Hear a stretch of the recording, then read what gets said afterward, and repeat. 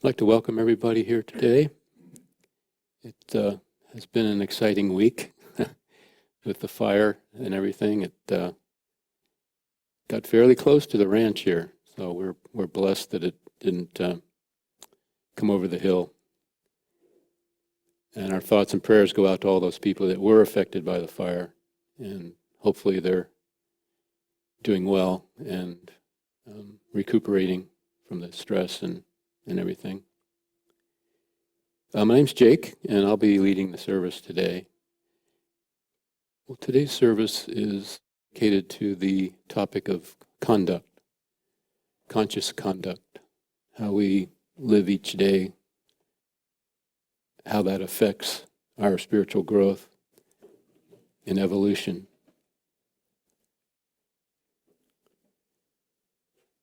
In the early 70s, Norm Paulson, the founder of Sunburst, and some other brothers and sisters meditated on putting together a guideline for how one can achieve cosmic consciousness, God realization. And I wish I had brought the diagram in, but we have a diagram that outlines what they received and what we have taught over the years. And basically there's eight paths of conscious living that we attempt to do here at Sunburst. And these paths lead us to practice the 12 virtues. And each virtue is assigned to an astrological sign.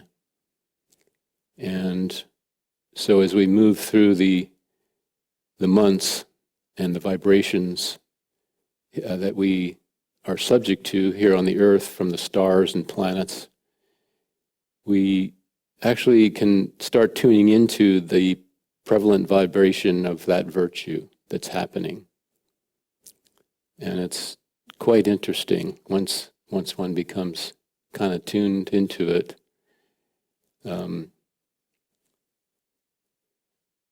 So this is the real basic foundation of Sunburst, how we've outlined a spiritual path that one can walk each day with each breath and become closer to the divine, which is our goal here on the earth.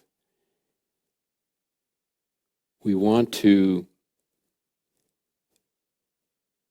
evolve our consciousness to the point where we can fully realize divine spirit all around us and within us, so that each time we gaze at each other's face, we see divine spirit. And we see divine spirit through the plants and the animals, feel it in the winds. It's a wonderful opportunity for every soul traveler to walk. When I was growing up, my parents literally used to drag my brother and I to church every Sunday. And when I would walk in, I would feel the sanctity of the place, and I would feel the energy, and listen to the songs, and I would look around at the different people in the congregation, and I got to know who they were just through who my parents would talk about it. And it was interesting because, everybody seemed so dedicated to the divine on that Sunday. But then Monday through Saturday, I would hear around the dinner table my parents talk about, well, this person was found cheating, and this person was, under investigation for embezzlement, and this person was this and this. And it was just like I had a hard time wrapping my head around that. And I was just thinking, well, how can they seemingly feel really righteous and full of spirit on Sunday, and then through their behavior, the rest of the week, they do these things. So it's really not the beliefs that we have that make us a better person. It's our behavior, and so that's something that I realized after thinking about those experiences in the church, that it was really important that it's our behavior Monday through Sunday, not just on Sunday, that affects how we progress and evolve spiritually.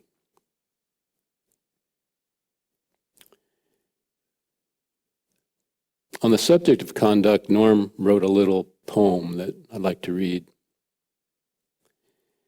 Mental discipline arises from commitment to the vision you seek, knowing what you want and dedicating your life to bringing it forth into being. It is foolish for anyone to think that they can attain any true level of realization without a life of self-discipline. True discipline is never a restriction. It is liberation. And I can testify to that in my own life, because looking back on my party days and my adventures in college and throughout my early life, they were fun, but I never really felt liberated. I never really felt fulfilled, and always felt this emptiness that there had to be something else. And that was what kind of set me on my journey. And so that last sentence is very true, is that true discipline is never a restriction. It is liberation. It frees our souls to embrace the divine spirit that's descending on our top of our heads every microsecond of time, weaving this fabric of creation and energizing everything that we see and things we don't see in other dimensions.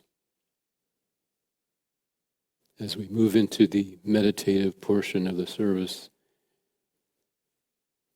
please follow me in prayer.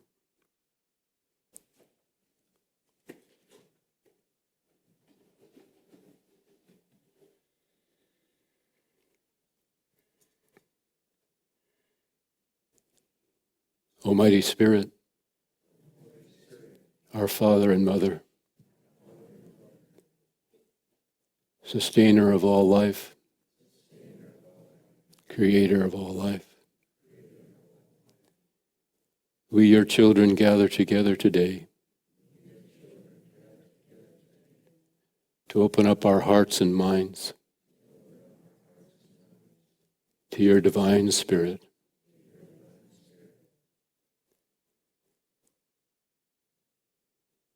May we feel your energy pulsating within us and all around us. And may we feel the oneness that we are with all things. Amen.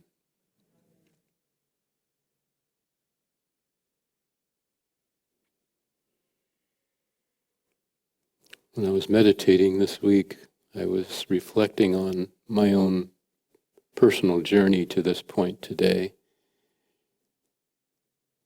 And I always felt like I had crash landed in the family that I was born into in this life. And I was reflecting on that and the struggles that I had with that. And I looked at the past ancient ones. Lahiri Mahasaya was born into a very devout family. His mother used to take him to the temple, where she would sit for hours, and he would just sit there quietly with her.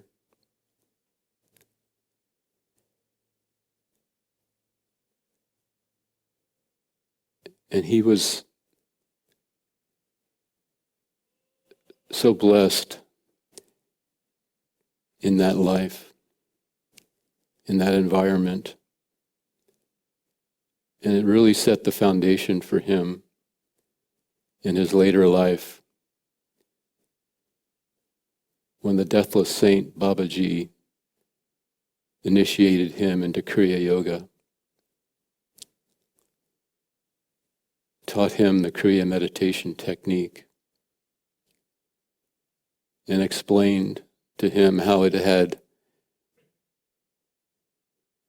been tucked away by the yogis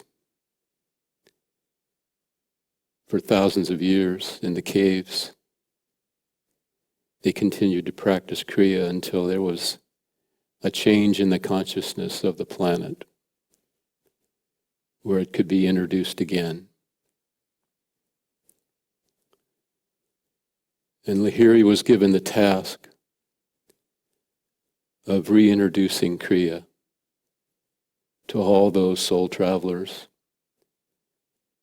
who sought spiritual liberation.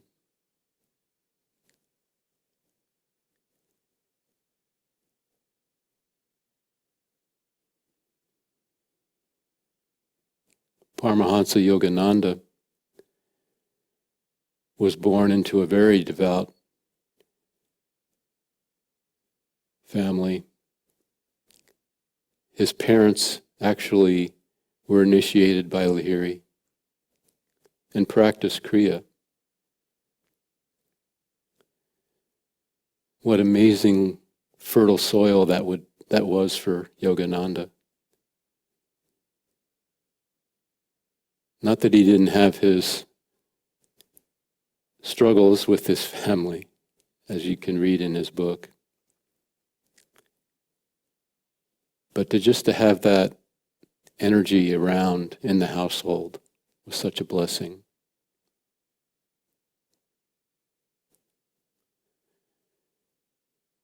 Norm Paulson was born here in Lompoc,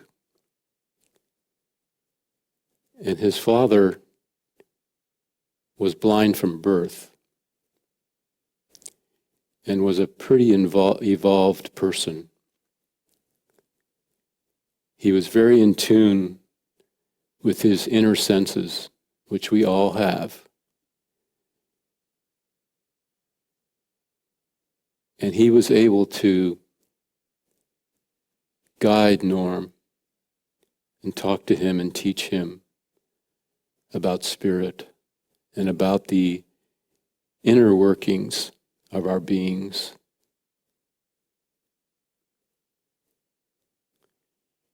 His father later became a Buddhist minister and was often referred to as the blind Buddha.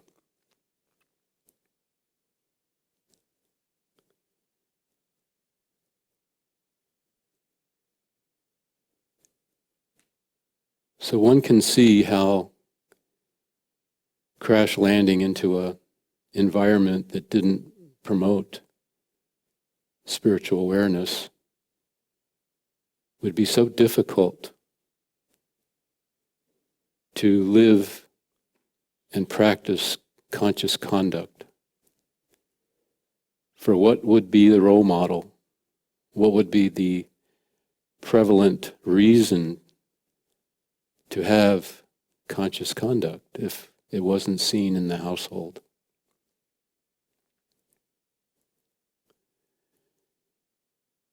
But so many of us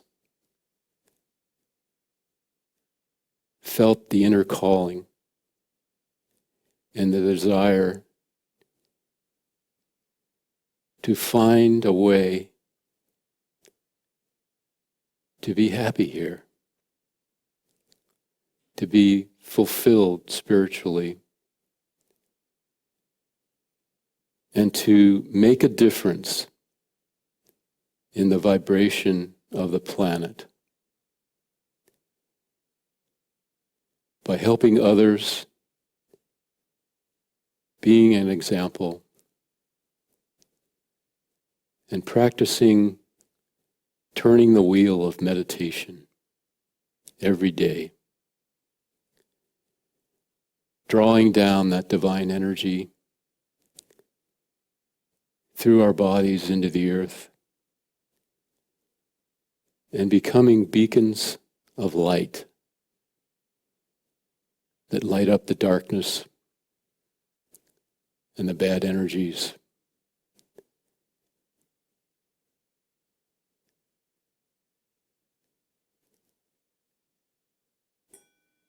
God created an amazing drama, how the forces of light and the forces of darkness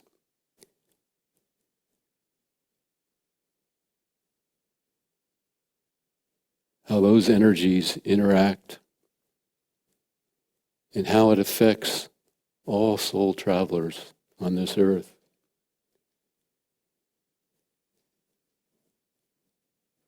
And the challenge for all of us is to find the pathway home to our Father, Mother, and feel those divine arms wrapping around us, hearing the voice,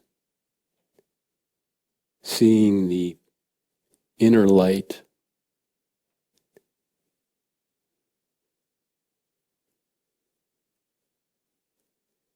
conscious conduct.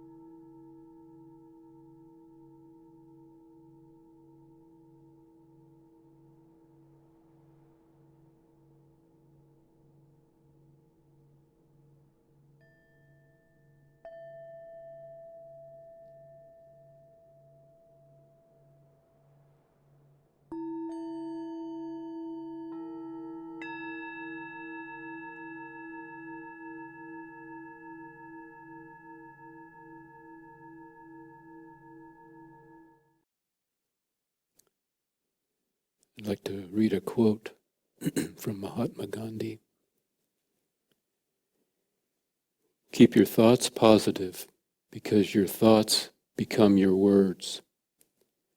Keep your words positive, because your words become your behavior. Keep your behavior positive, because your behavior becomes your habits. Keep your habits positive, because your habits become your values. And keep your values positive, because your values become your destiny.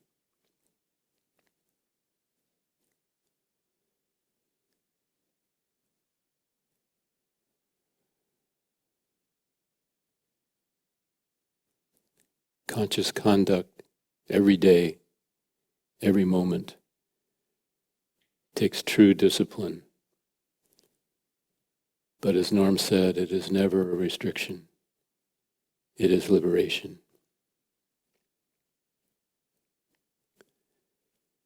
Please follow me in prayer.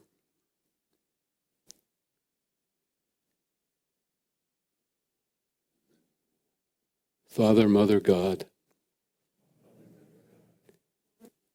we give thanks unto Thee for this gift of life, for we cherish it with all of our hearts.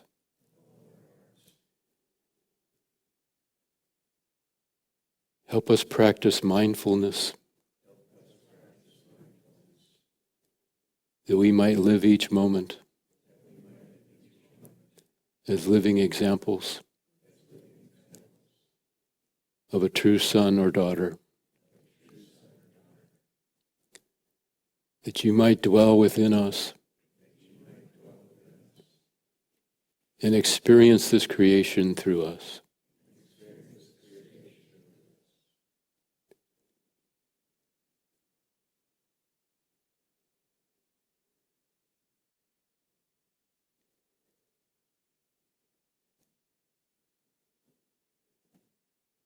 May the light of Christ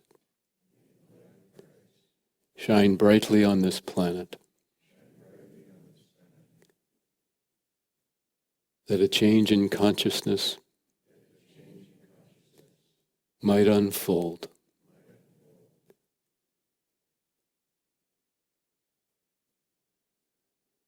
That brotherhood and sisterhood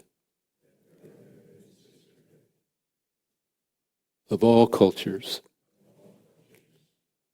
across this earth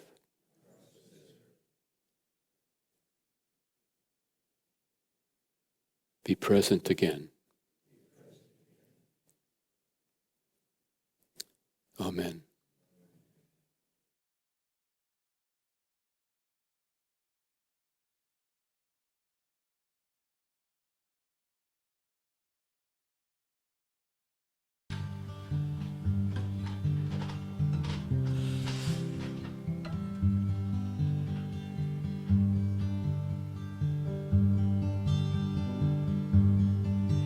Even now I hear the river of the day, daughter of the sky, singing as she plays. Even now I see the beauty, light across the sky, fingers of the sunrise, opening my eyes, and my soul is reaching branches up into the sky to feed. My life is but an echo in the temple of eternity. My love is like a great wind that is pressed between the stones. You'll not know where I come from, neither know where I'll be going.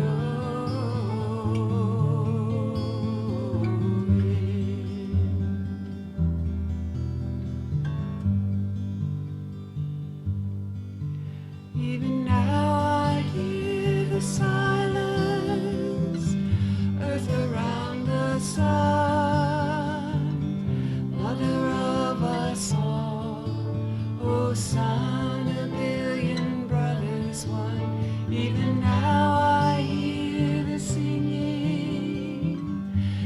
angels of the Lord, sailing swiftly through the sky, a mighty ship with oars. And my soul is reaching branches up into the sky to feed. My life is but an echo in the temple of eternity. My love is like a great wind that is pressed between the stones. You'll not know where I come from, neither know where I'll be going.